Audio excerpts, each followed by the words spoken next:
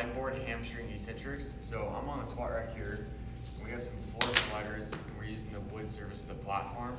If you're somebody that's at home with minimal gym equipment, you can use towels on any sort of surface that's somewhat smooth. That seems to work really well. Cardboard on carpet can work as well. Just something to kind of decrease the friction. Even socks on a harder surface works well. If you're at a gym, most commercial gyms have some sort of floor slider that you can use as a setup.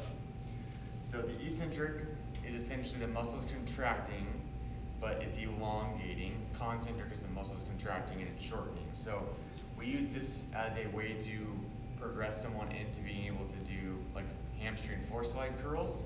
But when you try to perform the concentric or the return portion of this, a lot of people really compensate through their low back, kind of cheat with arching and those types of things. So we use this as a progression to kind of build up to that movement. So onto your back,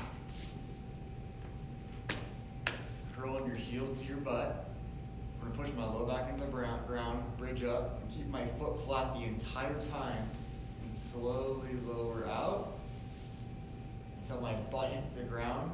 Feet come back to my butt, bridge up, and repeat that process again.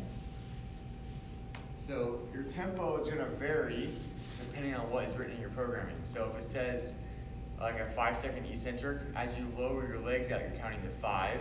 Your butt hits the ground, you curl your heels to your butt, you bridge up and you repeat that.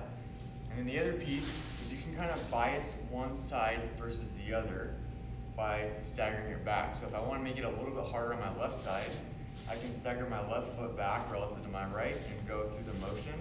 If I want to do my right side, I stagger my right foot back relative to the left and go through the motion.